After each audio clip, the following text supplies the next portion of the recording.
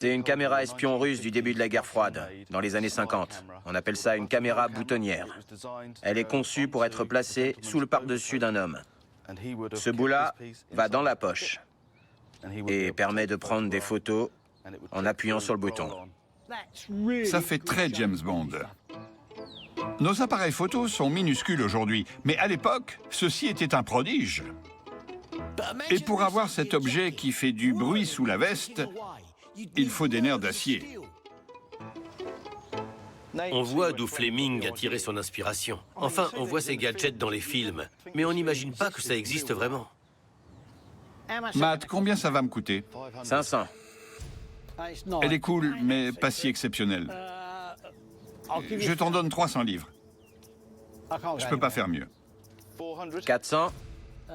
Écoute, je monte de 50, alors 350 livres. D'accord, vendu. 350, marché conclu.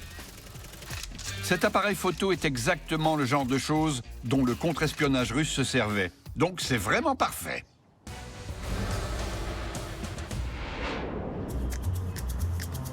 Sérieusement, Bruce, si l'un de nous est Bond, c'est forcément moi. Écoute, il n'y a qu'une personne ici qui pourrait potentiellement être James Bond, et c'est moi. Mais si tu veux, tu peux être ma Miss Moneypenny. Comme les intrigues des meilleurs James Bond, notre mission a eu un rebondissement. On va passer devant le quai de Portsmouth, qui a joué un rôle important dans l'histoire de Fleming. Donc, je veux y jeter un œil.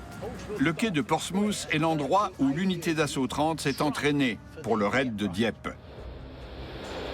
Le raid de Dieppe, en août 1942, avait tout d'une opération militaire conventionnelle.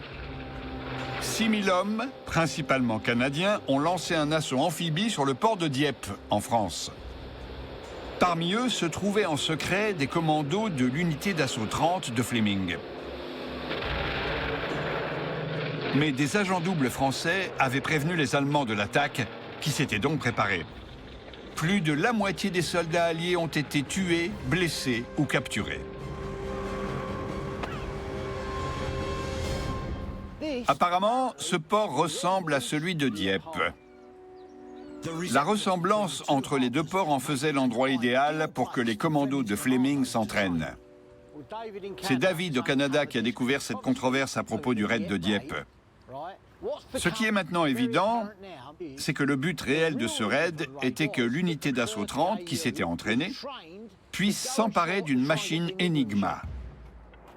En février 1942, 6 mois avant le raid de Dieppe, les Allemands ont commencé à coder leurs messages à l'aide de nouvelles machines Enigma à 4 rotors.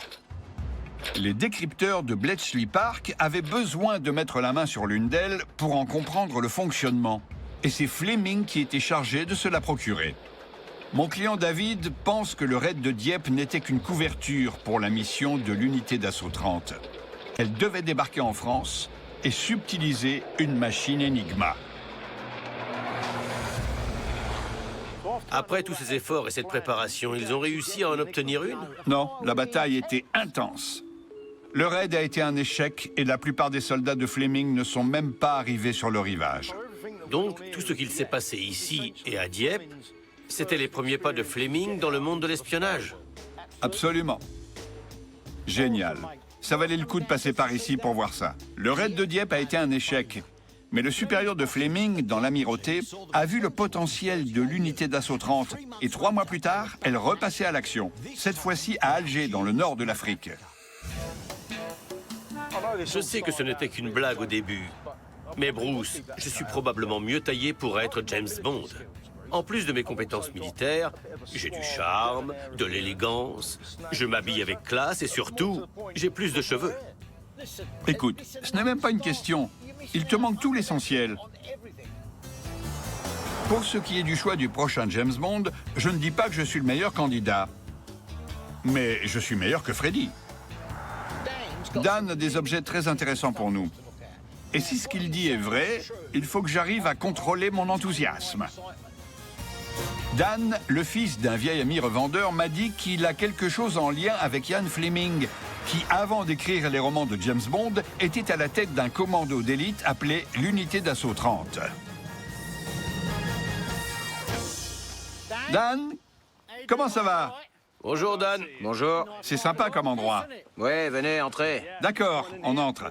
Magnifique. C'est un sacré repère que tu as. Merci. Regarde ça. Ceci appartenait à un soldat de l'unité d'assaut 30. L'unité d'assaut 30?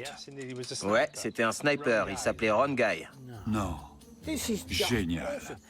Ça va me prendre des semaines de tout passer en revue, mais c'est fantastique. Ça vaut le ticket d'or de Willy Wonka. C'est un condensé de l'histoire personnelle de l'un des agents de Fleming. Cet incroyablement séduisant Ron Guy s'est rendu en territoire ennemi pendant la libération de la France. Il était en Bretagne et faisait partie d'un groupe chargé de s'emparer de torpilles sur les S-boats nazis avant qu'elles ne soient détruites ou renvoyées vers l'Allemagne. C'est également là qu'il a rencontré sa charmante femme Marguerite, membre de la résistance française. C'est quoi ça? Regarde. Incroyable. Les couteaux de combat Fairbairn Sykes étaient réservés aux forces spéciales, y compris l'unité d'assaut 30 de Ian Fleming. Il n'était pas en noir, ils étaient argentés au départ, mais l'argent brille dans l'obscurité, donc il les peignait en noir. Wow. Ça prouve tout. C'est ce qu'on recherche. Ici, il y a des traces de ses exploits de guerre.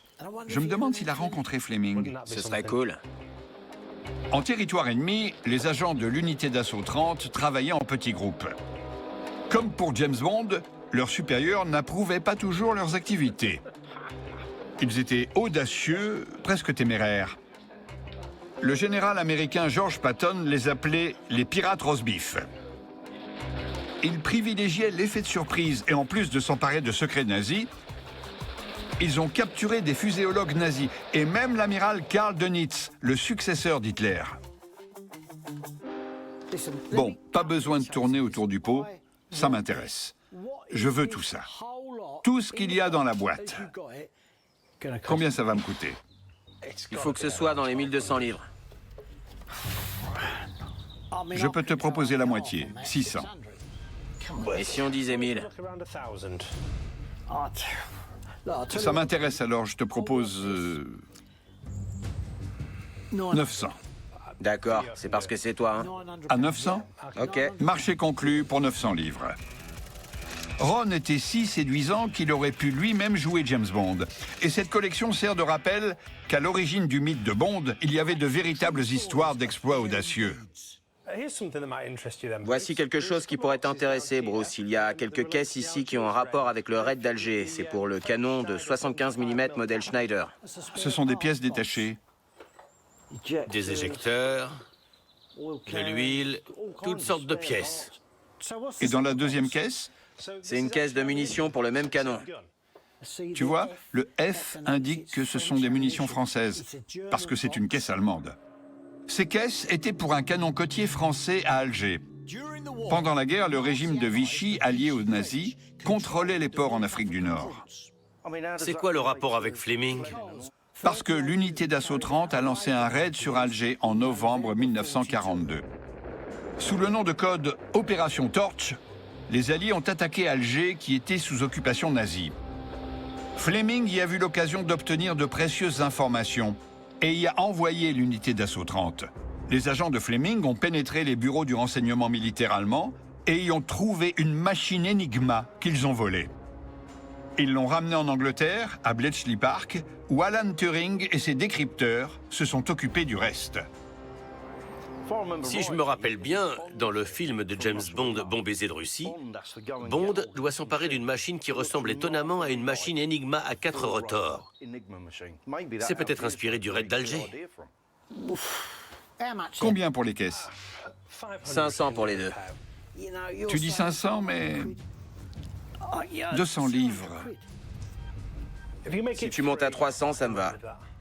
D'accord, 300 livres, marché conclu. S'être emparé de cette machine Enigma est l'un des moments marquants de la carrière militaire de Fleming en tant que maître espion.